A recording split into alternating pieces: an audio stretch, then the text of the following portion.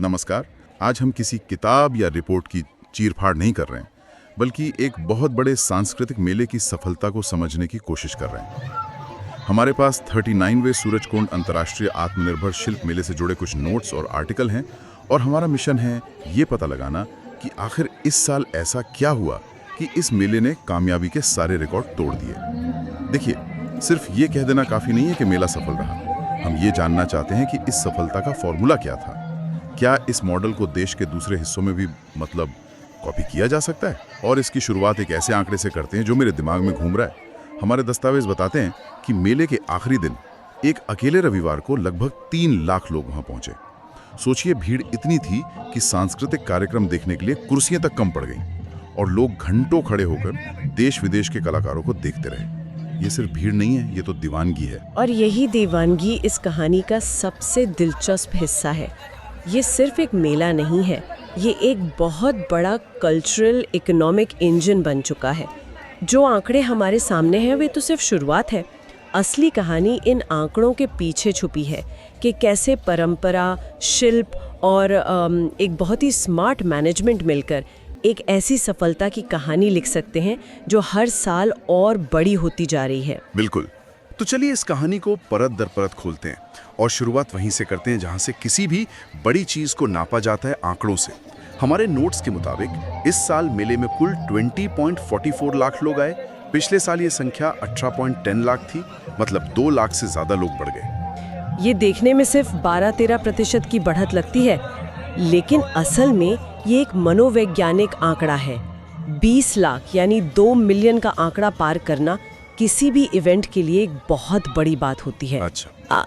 ये दिखाता है कि इवेंट अब एक स्थापित ब्रांड बन चुका है, जिसे किसी खास प्रचार की जरूरत नहीं, लोग नाम से ही खिंचे चले आते हैं। लेकिन इसका एक दूसरा पहलू भी है। वो क्या? क्या मैनेजमेंट इतनी बड़ी भीड़ के लिए तैयार था? इस पर हम बाद में आएंगे। सही पॉइंट है। लेकिन लोगों की संख्या से भी ज्यादा हैरान करने वाला आंकड़ा तो कारोबार का है। मैं जब ये नंबर देख रहा था तो मुझे दोबारा चेक करना पड़ा। पिछले साल कारोबार हुआ था 28 करोड़ रुपए का।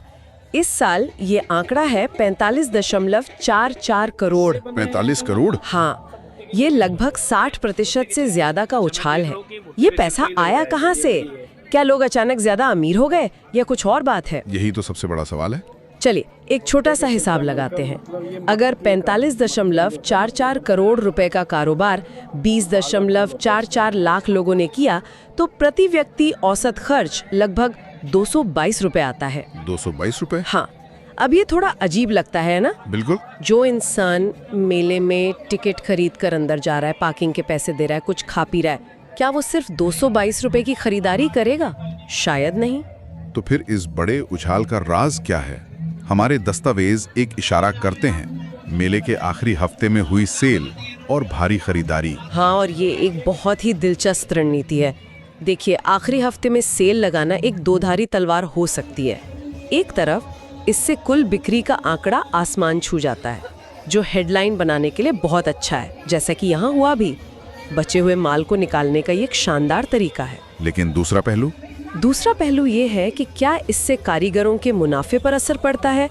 जो कारीगर पूरे मेले में एक तय दाम पर अपना सामान बेच रहा था, उसे आखिर में दाम गिराने पड़ते हैं। क्या ये एक ऐसा मॉडल है जहां शुरुआती दिनों में प्रीमियम दाम और आखिर में वॉल्यूम पर फोकस किया जाता है? मतलब ये एक सोची समझी बिजनेस स्ट्रैटेजी हो सकती है, ना कि सिर्फ बचे हुए माल को निकालने की मजबूरी। ये मेले के अर्थशास्त्र को एक नया एंगल देता है।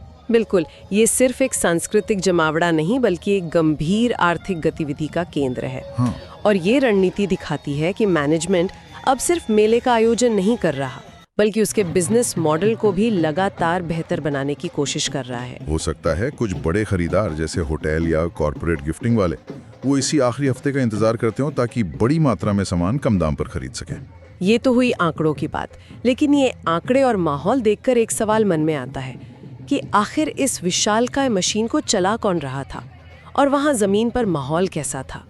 क्योंकि इतनी भीड़ को संभालना और ऐसा अनुभव देना ये कोई जादू नहीं हो सकता। हमारे दस्तावेज पर्दे के पीछे की इसी कहानी पर रोशनी डालते हैं। और अनुभवी सब कुछ है। लोग सिर्फ सामान खरीदने नहीं आते, वे एक याद बनाने आते हैं। सही कहा, हमारे सोर्स में आखिरी दिन के माहौल का जैसा जिक्र है वो कमाल का है। पूरा मेला परिसर, फूड कोर्ट और खासकर मुख्य और छोटी चौपाल, सब कुछ लोगों से खचाखच भरा हुआ था। वो तस्वीर सोचकर देखिए, जहां लोग बैठने की जगह न होने पर भी खड़े होकर देश विदेश के कलाकारों की परफॉर्मेंस देख रहे हैं। ये सिर्फ खरीदारी का मेला नहीं, ये कला का उत्सव था। दस्तावेज बताते हैं कि विदेशी कलाकारों ने अपने पारंपरिक नृत्य, संगीत और संस्कृति की झलकियां पेश की। ये सिर्फ एक बाजार नहीं बल्कि एक ग्लोबल कल्चरल स्टेज बन गया था। एक ही जगह पर आप शायद राजस्थान का घुमड़ भी देख रहे हैं और कुछ देर बाद किसी अफ्रीकी देश का जनजातीय नृत्य भी। और यहीं पर मेले की थीम आत्मनिर्भर का असली मतलब समझ में आता है। पहली नज़र में ये विरोधाभासी लग सकता है ना, एक तरफ हम आत्मनिर्भर होने की बात कर रहे हैं और दूसरी तरफ इतनी बड़ी अंतर्राष्ट्रीय भागीदारी है। हाँ, ये तो है। लेकिन असल में ये आत्मनिर्भरता की एक नई और आधुनिक परिभाषा है। ये दिखाता है कि आत्मनिर्भर होने का मतलब दुनिया से कट जाना नहीं है।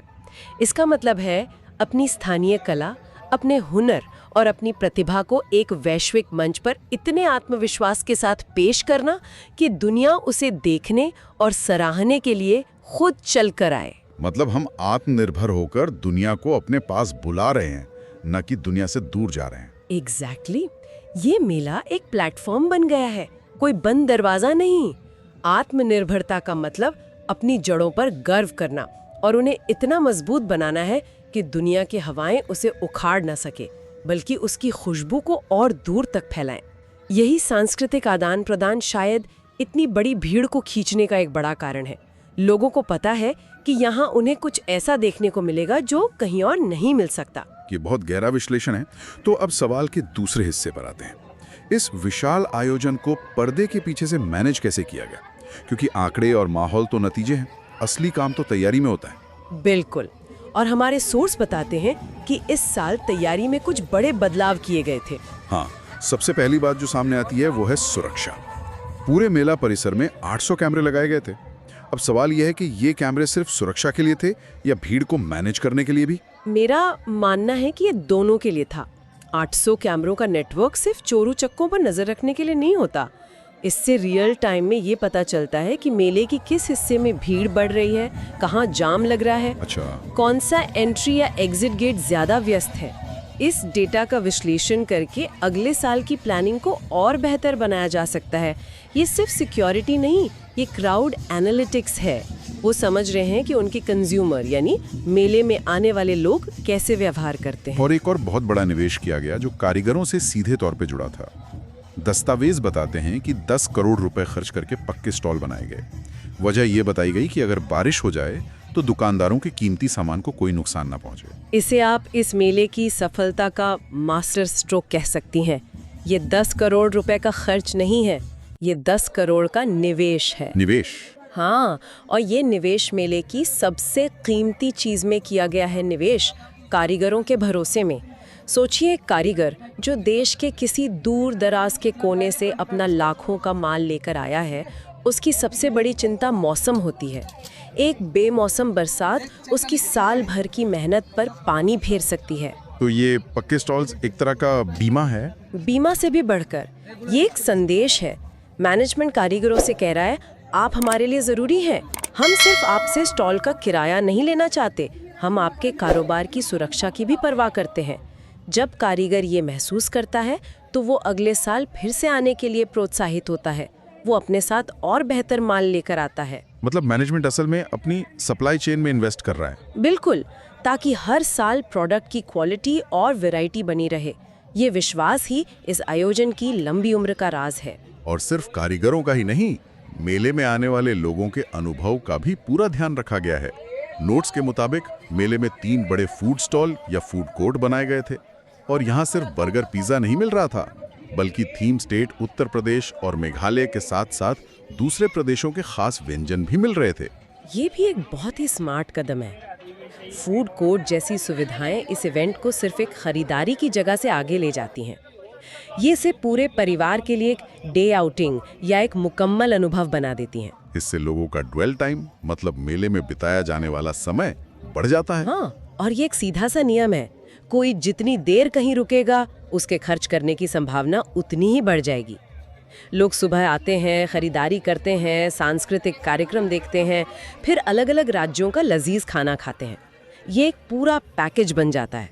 मैनेजमेंट ने यह समझ लिया है कि आज के ज़माने में लोग सिर्फ उत्पाद नहीं खरीदते, वे एक अनुभव खरीदते हैं। और सूरजकुंड मेला अब यही अनुभव बेच रहा है। तो अगर हम आज की इस पूरी चर्चा को समेटें तो ये साफ है कि 39 सूरजकुंड मेला सिर्फ किस्मत से सफल नहीं हुआ है। इसके पीछे एक सोचा समझा फॉर्मूला है, लोगों की भारी दिलचस्पी, राष्ट्रीय और अंतर्राष्ट्रीय कला का अद्भुत संगम और सबसे बढ़कर एक दूरदर्शी प्रबंधन जिसने दर्शकों और विक्रेताओं दोनों के अनुभव को बेहतर बनाने में इन्वेस्ट किया। बिल्कुल, चाहे वो 10 करोड़ के पक्के स्टॉल हों या 800 कैमरे, हर कदम एक बड़ी सोच का हिस्सा लगता है। बिल्कुल, और ये आयोजन इस बात का एक बेहतरीन उदाहरण है कि कैसे सांस्कृतिक विरासत को अगर सही प्रबंधन और आधुनिक सोच के साथ पेश किया जाए तो वो एक बहुत बड़ी आर्थिक शक्ति बन सकती है। बिल्कुल, ये अब सिर्फ एक शिल्प मेला नहीं है, ये व्यापार, संस्कृति और समुदाय का एक अनूठा और सफल संगम है। ये एक ऐसा ब्लूप्रिंट है जो दिखाता है कि भारत अपनी सांस्कृतिक धरोहर को दुनिया के सामने कैसे पेश कर सकता है, पूरे आत्मविश्वास के साथ। और इसी के साथ हम आज की एक गहरी पड़ताल खत्म करते हैं, लेकिन हमेशा की तरह एक सवाल सोचने के लिए छोड़ जाते हैं। जैसा कि हमने चर्चा की, इस मेले की थीम आत्मनिर्भर थी।